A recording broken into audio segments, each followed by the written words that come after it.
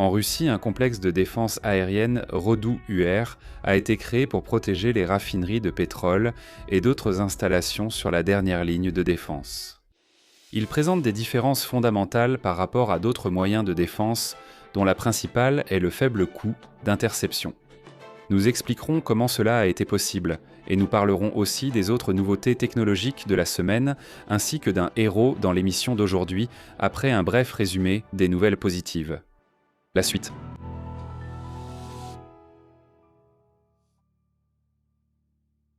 Le prototype du nouvel avion d'entraînement et de combat Yak-130M a effectué son premier vol. Au chantier naval de l'Amour, le petit navire lance-missile Storm du projet 22800 a été mis à l'eau. En Crimée, au chantier naval Mort, le catamaran de tête Sirius Vector du projet Kotlin a été mis à l'eau. Au chantier naval de Zelenodolsk, nommé d'après Gorky, le remorqueur Kouloï a été mis à l'eau. Les camions sans pilote de Yandex ont pour la première fois parcouru la route de Moscou à Saint-Pétersbourg, d'une longueur de 700 km. À Zelenodolsk, une nouvelle usine a été mise en service pour l'assemblage et les essais d'installation de compresseurs destinés à la production à grande échelle de gaz naturel liquéfié.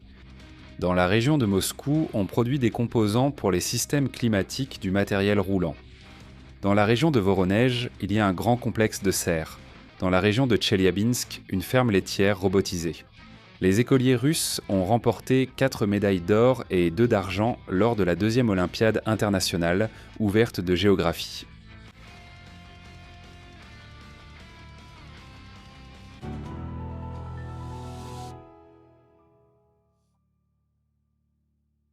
Le groupe Kalachnikov a présenté pour la première fois le complexe anti-drone de courte portée Redutuaire. Il est capable de détruire des drones à une distance allant jusqu'à 800 mètres grâce à une salve de roquettes non guidées. Autrement dit, il constitue la dernière ligne de défense pour la protection des sites importants, qu'il s'agisse de raffineries de pétrole, d'entreprises militaires ou de bases. Le système existe en version stationnaire, mais il est également prêt à être installé sur un camion ou un navire. Ce dernier point est particulièrement important, car il permet de repousser la ligne de défense en pleine mer et de mieux protéger les ports et autres infrastructures côtières contre les drones attaquant depuis la mer. Mais le plus important, c'est le principe d'interception, où la priorité n'est pas donnée à la haute précision, mais à la création d'une zone de destruction continue avec des missiles peu coûteux. Cela nous renvoie au système de protection active Mosyr, dont nous avons parlé récemment. Celui-ci protège les silos terrestres de missiles balistiques intercontinentaux et tire un nuage de 40 000 fléchettes et baillets métalliques jusqu'à une altitude de 6 km pour intercepter l'objet attaquant.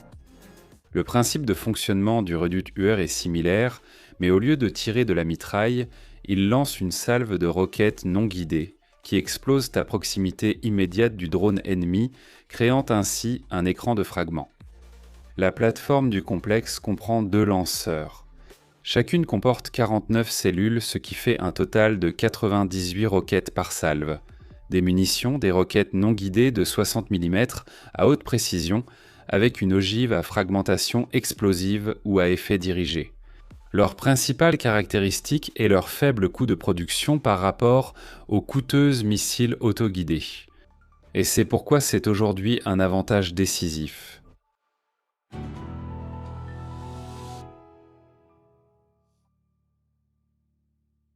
Toute guerre, c'est avant tout des mathématiques.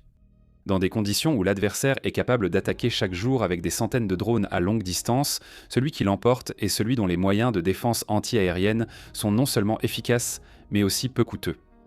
Les Américains ont rapidement épuisé leur stock de missiles de précision autodirigés lors de la guerre contre l'Iran et ont été contraints de lui faire des concessions. Désormais, tous les pays du monde cherchent fébrilement de nouveaux moyens bon marché de défense. La Russie a présenté le sien, simple et fiable comme une Kalachnikov. Comparez par vous-même. Un missile guidé moderne, même le moins cher, coûte plusieurs dizaines de milliers de dollars. Et les plus perfectionnés coûtent des centaines de milliers, voire des millions. Ceux-ci contiennent une tête chercheuse, un micro-ordinateur avec une caméra thermique, des gyroscopes, un système de refroidissement, ainsi qu'une mécanique de contrôle complexe. Et le problème n'est pas seulement que c'est incroyablement cher pour intercepter un drone ultra bon marché, mais aussi que la production d'un tel missile est longue et complexe. Et les chaînes d'approvisionnement des composants sont dispersées dans le monde entier et risquent d'être interrompues au pire moment. On pourrait penser que l'alternative la moins chère serait les canons antiaériens automatiques. Par exemple comme les A2-38M russes sur la Tunguska ou les M60 et un Vulcan occidentaux. Même pour leurs fabricants, la production reste coûteuse et complexe. Le canon est une pièce d'ingénierie de haute précision, en fait un produit unique fabriqué à partir d'alliages spéciaux, ce qui permet au projectile de ne pas partir dans toutes les directions, mais d'atteindre la cible avec une précision extrême. La munition elle-même n'est pas non plus bon marché, ni simple à fabriquer, et nécessite du personnel hautement qualifié. Contrairement à tout ce qui précède, la roquette non guidée du reduttuaire est une solution simple et peu coûteuse. Pour le lancement, il n'est pas nécessaire d'avoir un canon, mais simplement un tube ordinaire qui est fabriqué sur un équipement très simple, comme une boîte de conserve. L'obus lui-même ne possède pas d'électronique complexe. Sa tâche est simplement de voler selon une trajectoire donnée et d'exploser au bon moment. En d'autres termes, c'est un produit de masse avec lequel on peut rapidement renforcer la défense. Il y a aussi bien sûr ses particularités.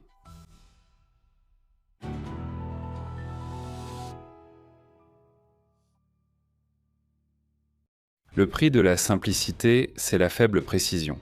Un missile non guidé ne peut pas corriger sa trajectoire ni changer de direction en vol. Mais cela est compensé par la présence de 98 unités dans une seule salve. Elle crée un champ de destruction continu à travers lequel un drone ne peut pas passer sans être détruit. Cependant, même dans ce cas, l'opérateur du système doit savoir où et quand tirer exactement, et c'est là toute l'intrigue du Redutt-UR.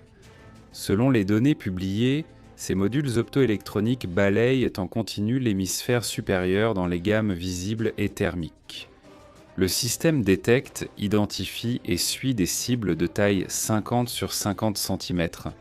Et le complexe de visée calcule automatiquement sa trajectoire et l'avance, déterminant le point de rencontre dans quelques secondes. Le lanceur est orienté vers le secteur et tire une salve, créant un champ dense de fragments cinétiques. C'est-à-dire que le système peut fonctionner en mode automatique ou semi-automatique. Cependant, malgré tous les avantages mentionnés, rappelons encore une fois qu'il n'existe pas et ne peut pas exister d'arme universelle contre les attaques aériennes. Seul l'ensemble du système fonctionne efficacement. Détection, neutralisation par les moyens de guerre électroniques, interception à différents niveaux et avec différents moyens. Tout cela existe en Russie, mais c'est justement ce qu'on appelle le problème du dernier kilomètre qui reste le plus aigu, aussi bien chez nous que chez l'adversaire. Redutt-UR est conçu précisément pour résoudre ce problème et détruire les cibles isolées qui ont réussi à franchir les précédentes lignes de défense. Nous connaîtrons probablement bientôt son efficacité réelle car, selon des sources, le système a déjà été testé en conditions de combat et a donné de bons résultats. Nous allons suivre l'évolution des événements. Ensuite, encore quelques nouvelles intéressantes.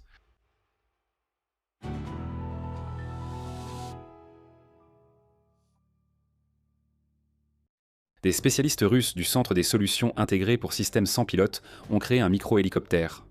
En fait, il s'agit d'un quadricycle volant qui permet de traverser des champs de mines et des obstacles aquatiques. Parmi les avantages de ce développement, une vitesse d'assemblage rapide sur place en seulement une demi-heure, une grande simplicité de pilotage, une configuration coaxiale offrant une grande maniabilité, ainsi qu'un simulateur d'entraînement pour la formation des soldats. Pendant ce temps, le Centre des systèmes robotiques autonomes a terminé les essais sur terrain découvert et sur l'eau d'un autre véhicule tout-terrain inhabituel. Des modèles du premier amphibie sans pilote russe, le Méridien. Tous les paramètres calculés ont été confirmés et il est maintenant possible de passer à la création d'un prototype grandeur nature.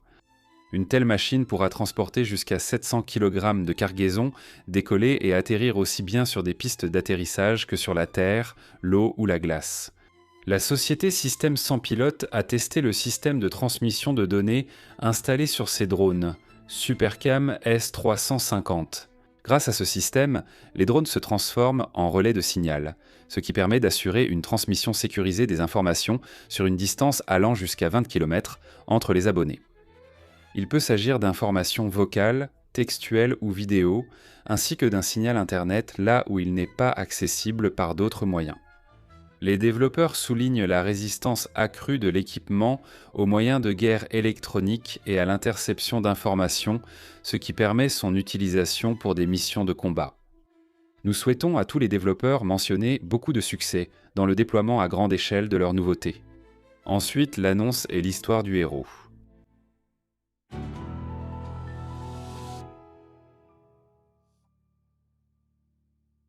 Les Américains se préparent à la première vague de réduction de leurs forces en Europe. Selon les premières informations, le nombre de chasseurs F-15 déployés là-bas sera réduit d'un tiers. Le nombre de drones MQ-4 et MQ-9 Reaper sera réduit de moitié. Les réductions concerneront également les avions ravitailleurs et les avions de patrouille maritime.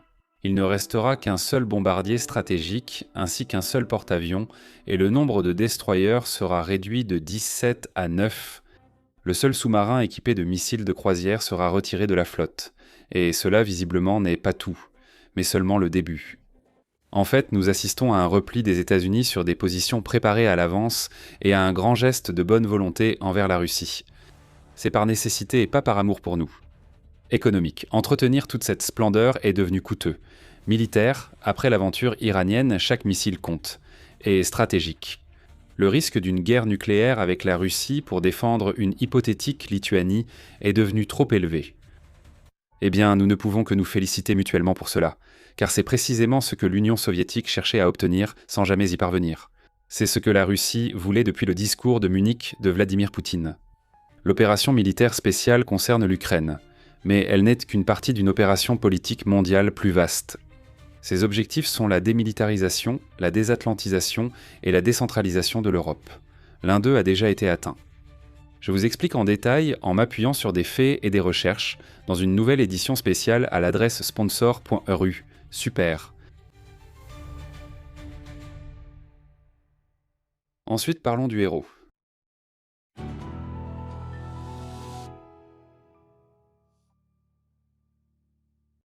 Dans la région de Voronej, l'agent de quartier Kirill Akimov est parti se promener le soir avec son épouse près de la rivière après son service. Soudain, ils ont entendu des appels à l'aide et ont vu qu'à 40 mètres du rivage, un jeune homme était en train de se noyer. Le policier s'est jeté à l'eau et a nagé pour porter secours. Lorsqu'il est arrivé, le jeune homme était déjà épuisé et peinait à rester à la surface. Kirill l'a attrapé par le t-shirt et l'a tiré vers la terre ferme, mais bientôt lui aussi était à bout de force. Sur la rive, une foule curieuse entourait Kirill sans que personne ne songe à aider. Ce n'est qu'après que la femme de l'agent de quartier ait crié qu'un des passants est sorti de sa stupeur et a nagé à leur rencontre. Il a aidé à sortir le garçon de l'eau et à rejoindre Kirill. Peu après, les médecins sont arrivés et ont hospitalisé la victime pour hypothermie. Plus tard, on a appris que l'étudiant sauvé, prénommé Andrei, avait décidé ce soir-là de traverser la rivière à la nage, mais il a mal évalué ses forces. Il remercie sincèrement tous les participants à l'opération de sauvetage. Il promet de ne plus faire de bêtises. Le capitaine Kirill Akimov sert dans les services du ministère de l'Intérieur depuis 2010. Il a déjà arrêté des criminels plusieurs fois, mais c'est la première fois qu'il sauve quelqu'un de la noyade. Nous vous remercions pour cet acte héroïque et vous souhaitons beaucoup de succès.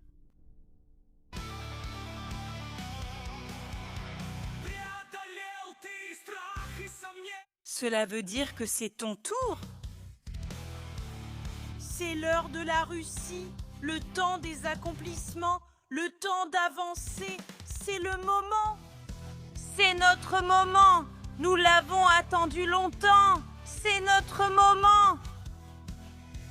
Il est arrivé, agis, fonce en avant.